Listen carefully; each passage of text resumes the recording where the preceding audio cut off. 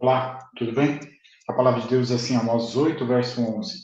Eis que vem dias, diz o Senhor Deus, em que enviarei fome sobre a terra, não de pão, nem sede de água, mas de ouvir as palavras do Senhor.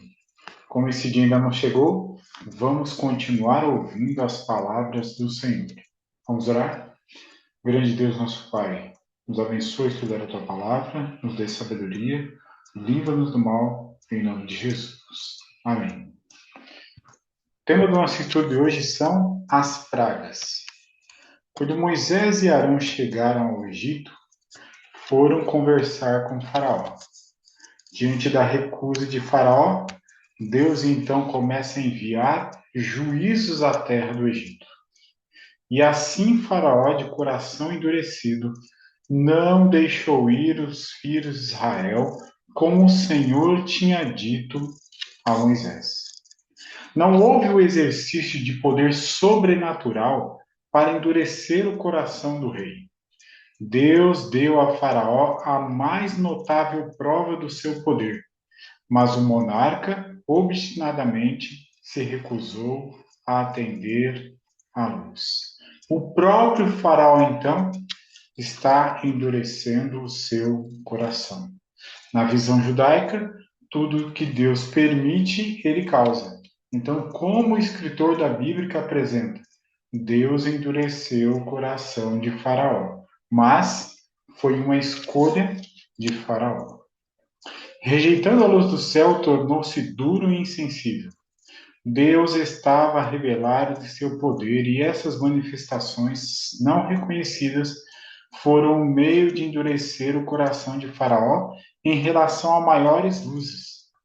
Cada rejeição da luz endurece o coração e obscurece o entendimento, e dessa maneira as pessoas acham mais e mais difícil distinguir entre o certo e o errado, tornando-se mais ousadas em resistir à vontade de Deus. Deus fala aos homens por meio de seus servos, dando avisos e advertências e repreendendo o pecado. Dá a cada um oportunidade de corrigir seus erros, antes que eles se fixem no caráter. Mas se alguém recusa ser corrigido, o poder divino não intervém a fim de contrariar a tendência dessa ação. Essa pessoa acha mais difícil repetir a mesma, mais fácil repetir a mesma conduta. Está a endurecer o coração contra a influência do Espírito Santo. Então, essa é uma descrição do que estava acontecendo no coração de Faraó. Então, diante dessa situação estão ali Moisés e Arão.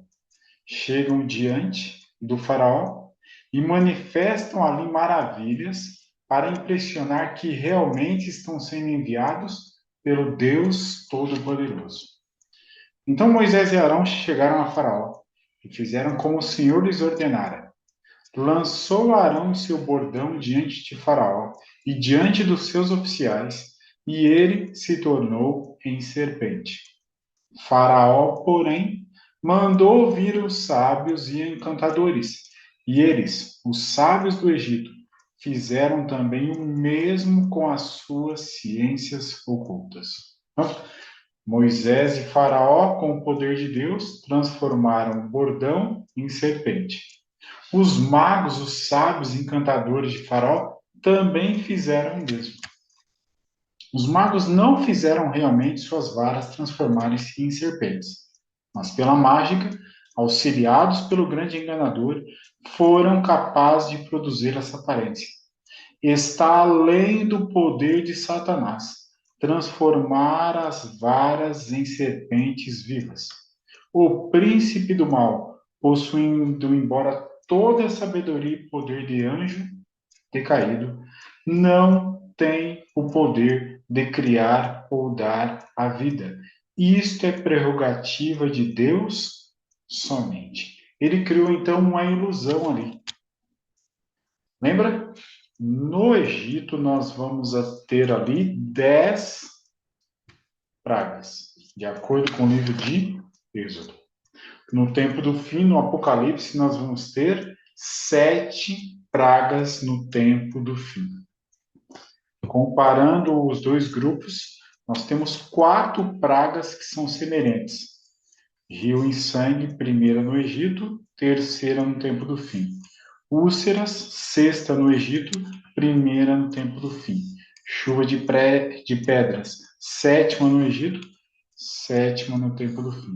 Trevas, nona no Egito, quinta no tempo do fim. Então, semelhanças e diferenças. Muitos também entendem que cada uma das pragas, em especial as 9 que vamos estudar hoje, é uma afronta direta a algum deus egípcio.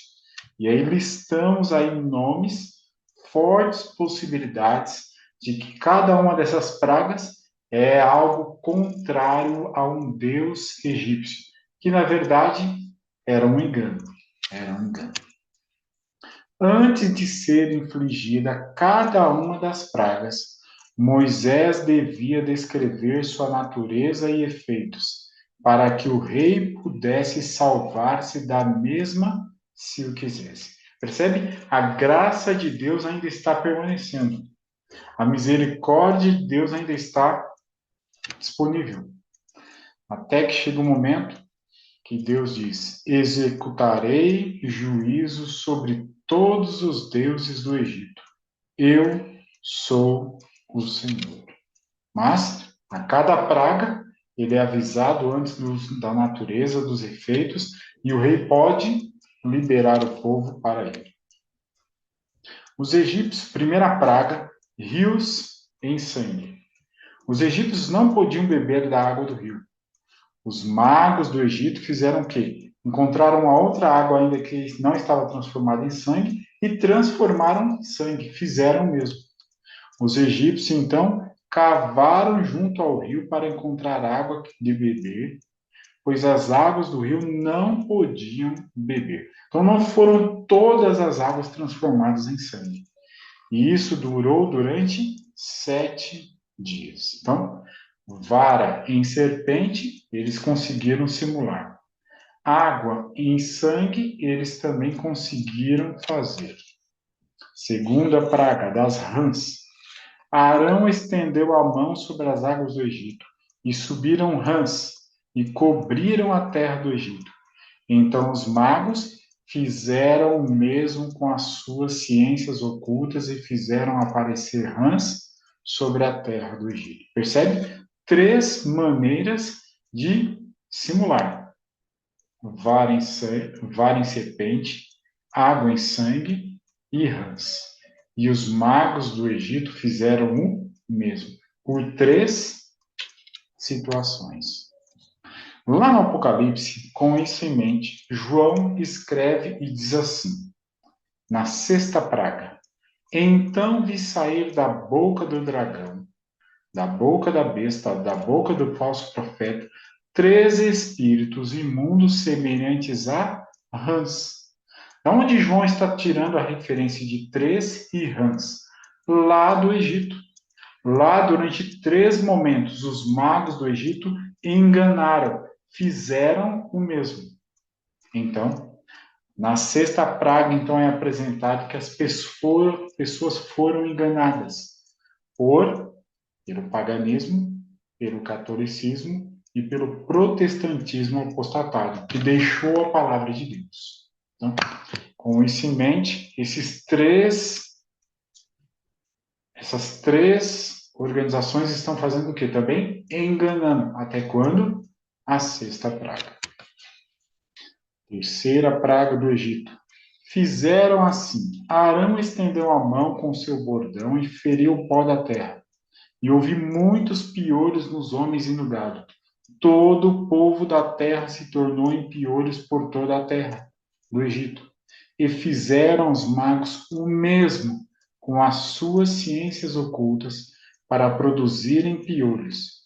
A última frase é: porém, não puderam. Percebe? Conseguiram enganar por 3 vezes: vara, água em sangue e rãs. Mas, a partir desse quarto momento, não conseguem mais. Isso lá no Apocalipse é utilizado como referência por três maneiras. O povo tem sido enganado: o paganismo, o catolicismo que deixou a palavra e também o protestantismo que se apostatou e deixou a palavra. Quarta praga do Egito. Naquele dia, separarei a terra de Gósen. A terra de Gósen era a região onde moravam os israelitas, no Egito, em que habita o meu povo, para que nela não haja enxames de moscas. Assim fez o Senhor, e vieram grandes enxames de moscas à casa de Faraó, e às casas dos seus oficiais, e sobre toda a terra do Egito. Quinta praga, peste em animais. Eis que a mão do Senhor será sobre o teu rebanho, que está no campo, com pestilência gravíssima. E o Senhor o fez no dia seguinte, e todo o rebanho dos egípcios morreu. Porém, do rebanho dos israelitas não morreu nenhum. Sexta praga no Egito. Eles tomaram cinza de forno e se apresentaram a Faraó. Moisés atirou-a para o céu, e ela se tornou em tumores que se arrebentaram em úlceras, nos homens e nos animais. Sétima praga do Egito. Mas deveras, para isso te hei mantido, a fim de mostrar-te o meu poder, e para que seja o meu nome anunciado em toda a terra. Somente na terra de Gósen, onde ficavam os filhos de Israel, não havia chuva de pedras. Oitava praga do Egito. Unicamente a terra de Gósen foi poupada.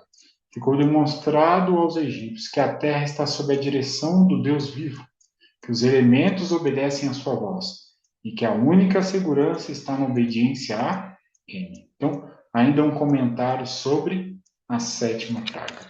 Oitava praga. Estendeu, pois, Moisés o seu bordão sobre a terra do Egito. E o Senhor trouxe sobre a terra um vento oriental todo aquele dia e toda aquela noite. Quando amanheceu, o vento oriental tinha trazido os gafanhotos, porque cobriram a superfície de toda a terra, de modo que a terra se escureceu, devoraram toda a erva da terra. Nona praga do Egito. Estendeu, pois, Moisés a mão para o céu, e houve trevas espessas sobre toda a terra do Egito por 3 dias. Não viram uns aos outros, e ninguém se levantou do seu lugar por 3 dias. Porém, todos os filhos de Israel tinham luz nas suas habitações.